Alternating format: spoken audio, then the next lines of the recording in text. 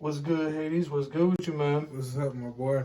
What's happening, man? Happy we finally got you in here. Got you sat down. Gonna hit you with a couple questions. Hey, shit, I'm happy to be here, you know. Hell yeah. So for people who don't know who you are, tell us who you are and just a little bit about yourself. I'm Hades, you know what I'm saying? Most people that, you know what I'm saying, are in this kind of field of work around this area usually know who I am. I've been around and been doing this for a minute. And yeah, that's basically it. I do a little bit of everything, so I'm in touch with a lot of different people, shit like that, you know what I'm saying? Sweet, sweet. So I know you've been rapping for a while. How did you get into that? How did you start rapping? So I used to link up with my cousins and stuff that used to, you know what I'm saying, have house parties. I used to go as just a little youngin' and go and freestyle with them and stuff like that.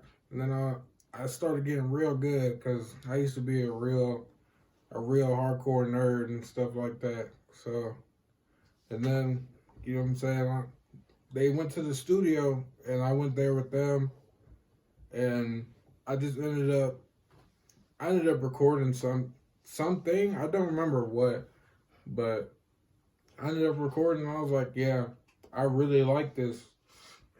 And it was all she wrote from there, you know? How old you think you were when you first did that first recording?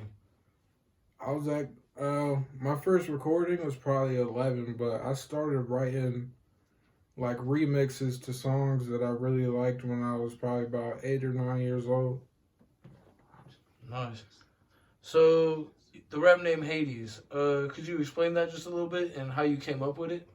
I definitely can. People think it's like some satanic devil worshiper bullshit like that, but it's really not. I picked the name Hades because for one, it's something unique that not everybody, you don't hear that every day. And then, excuse me. But then, you know, everybody's just got a light and a dark side to them. And I think Hades, when I finally decided to make that my name, because I had a couple other names beforehand that I was going to choose from. It's just me embracing that I got a light and a dark side. But I was a real big fan of like Greek and Roman mythology, you know what I'm saying? Like, if you look at the story that they wrote for Hades, for like all that kind of stuff, you kind of get an idea. Some people are just misunderstood. Some people got a real dark side. Some people got a softer light side. So that's where that kind of comes from. Right. You can hear that in some of your music. You definitely have some like some songs where you touch on harder, more dark topics, and then also where it's like lighter and softer and more what's the word I'm looking for? Not emotional, but vulnerable almost in a I'm way. glad you noticed that, cause you know me better than anybody, bro. For real. Like when I first started, when you first heard my first stuff, it was more hard, more aggressive. Just me kind of displaying that kind of side of me, you know. But now I'm pushing more towards the like importance of mental health and shit like that. Because whether you may think so or not, your mental health is real important just as you go about your everyday life. Right, because you got to live with it every day. Because you have to live with it. Nobody's got to live with your mental health. So, you've been rapping, you started rapping and recording. When did you first do your first rap show? Man, I used to go along with my homies that used to have shows and, you know what I'm saying, do one of my joints or whatever. But my first official show wasn't until I was like 17 years old when somebody from the city reached out to me that was in touch with like Riverside Park. Riverside Park was my first official headlining show, even though it wasn't like a big show or whatever. I did it with a couple other local people like Flexi, like 180, all them kind of people. That was actually the first time I met 180. But not met him because I knew, and we talked before about working and stuff like that. But that was the first kind of, you know what I'm saying? Big moment. Yeah. Where you guys linked up. Yeah. Awesome. What's been your favorite show that you've done so far, you think? Man, I did this show in Detroit at one of the nightclubs. They didn't have like a typical like traditional stage or nothing like that. It was literally just me performing over to like the left of the bar, and it was turned. I had a bunch of my family there and stuff like that. That sounds sweet. And it was packed out. There was probably it was a low key joint, but there was probably like 100 people, but packed in this little space. Yeah, there's not really room to even, you know what I'm saying, go to the bathroom. You feel me? Yeah, sometimes those small spaces, when they get filled up with a bunch of people, they can really rock. Right. It was just really more or less the energy, because most of those people knew me, but they never heard a single song that I had put out before. And this was just like when I went on tour in late 2020. I just did it in like Ohio mostly and surrounding states. But that was when I felt like that was, between me and the crowd, the most interaction, the most energy, and that's pretty much the most love I've ever felt when I performed. Right, that's awesome. Tell us a story about a funny moment at a show or something hilarious that happened at one of your shows. At a show, okay, so we were doing a glow show at Venue 18 of Astoria, and beforehand, you know what I'm saying, this is going to be a big show, which it did turn out to be a big show. That was when actually you and your label performed at. Yep. And it was actually a pretty good turnout, and I was nervous because I know that when they host these glow shows, there's a pretty good amount of people there. So I was real nervous, you know what I'm saying? Like, I didn't sleep too much the night beforehand. And I was like, yeah, let me get a couple shots in my system before I actually go on and perform and do all that good stuff.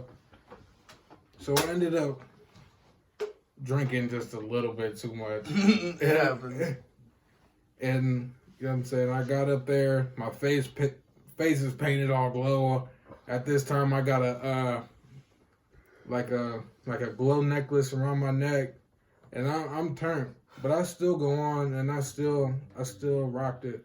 So that was probably the funniest moment I got, because I got on, and my stomach was still getting to me like, oh yeah, like it was telling me, oh yeah, you're probably gonna have to upchuck a little bit or whatever. So you had to fight through it. Oh, I fought through it. Once I got on stage and I saw a bunch of people in the crowd that I knew, it kind of made me feel more comfortable. Right. Speaking of that kind of feeling, tell us about a time with music that you wanted to give up, but you didn't. Man, it's been a good number of times where I just wanted to give up. Because after I came back all the way, after I dropped 2 music videos that did real well. Like I dropped the 444 video, and then I dropped Shaputin, that both did over 10K.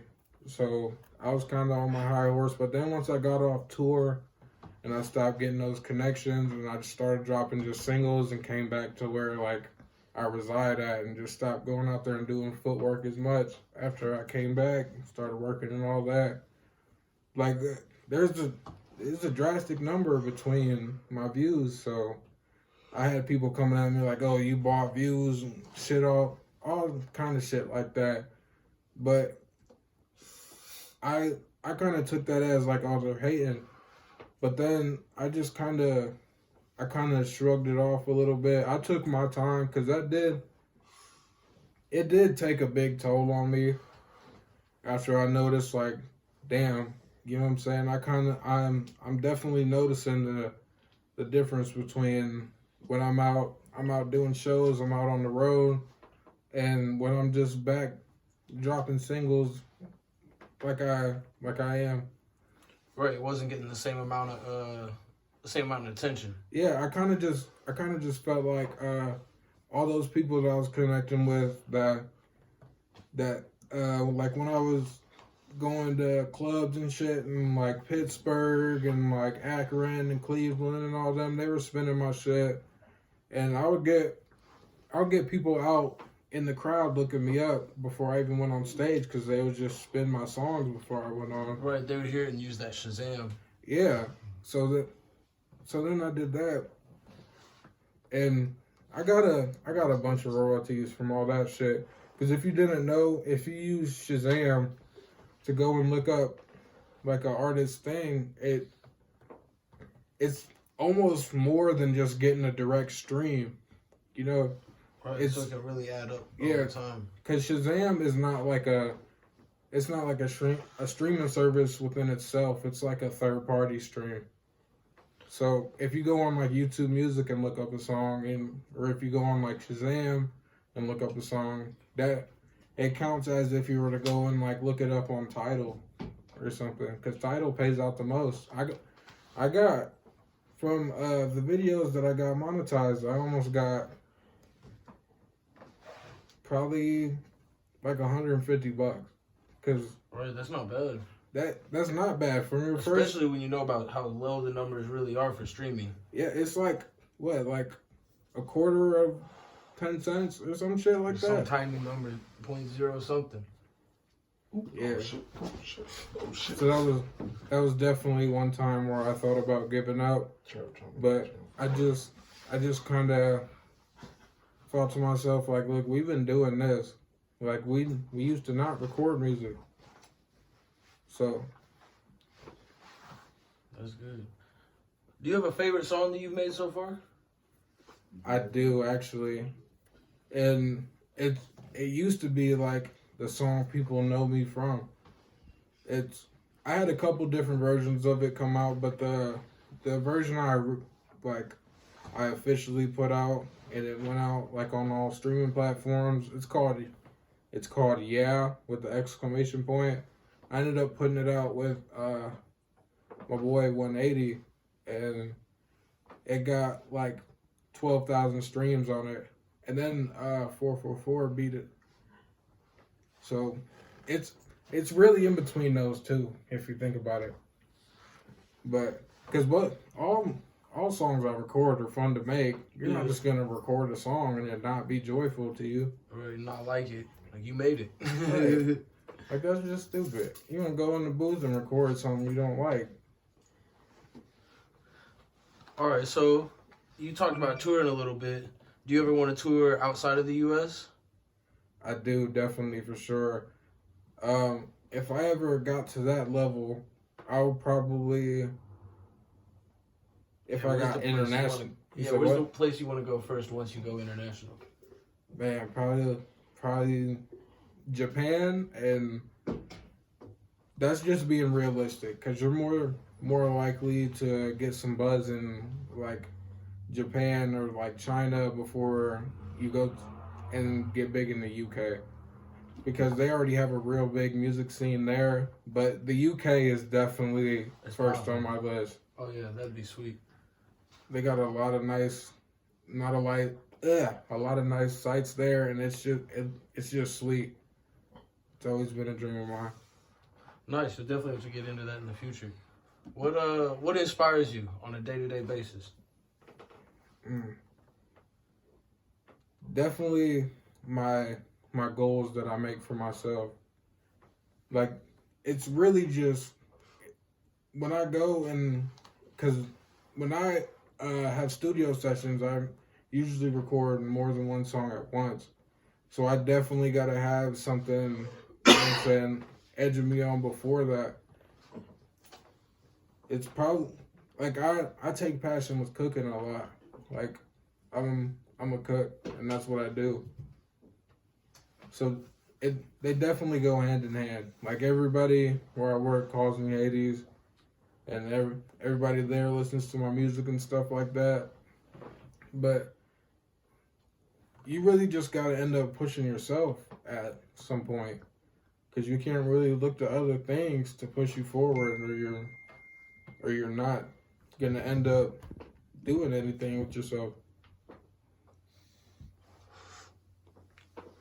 What can we expect from Hades here in the near future? Here in the near future, I got a lot of songs saved up.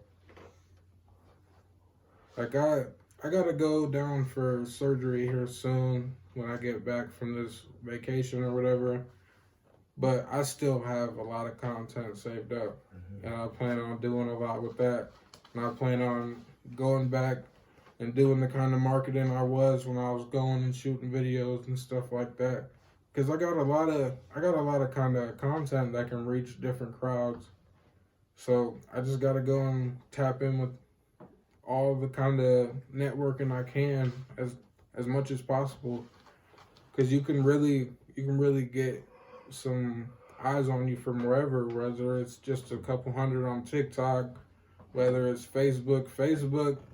I don't like Facebook that much because Mark ass, he be watching your shit. He might get Zuckerberged or whatever. I don't really be on Instagram that much or Twitter, but I did have a big page on Reddit, and that's where I was connecting with most of the people that listen to my stuff, because you go on Reddit and it's just like a community where you go and just talk to a whole bunch of different people from really everywhere. Right. Because you go on there and you get a relationship with those kind of people on there, and shit, those are strangers putting money in your pocket almost. You know what I'm saying? But yeah, that's what you can expect from me. New music, new experiments been going on. All the people that really listen to me know I like to experiment a lot with different kind of music. I'm working with a whole bunch of different artists right now. Like, I've been motherfucking hitting people up like, bro, we gotta get in the studio, you know, or we gotta get in the studio, or motherfucking we gotta get in the yard and wrestle, you know. Do something. We gotta do something. But yeah, big things coming. That's what we like to hear. Yeah. As we wrap it up, is there any last things you want to say for them before we shut the interview off? Let me think. Just take care of yourself. Make sure y'all putting you and your team as number one, and watch out for what me and the Kingdom got coming soon, for sure. Yeah. Well, thanks so much for stopping by and letting us ask a few questions for you, man. All love. Hell yeah. Thanks so much, man. Yep. And we out.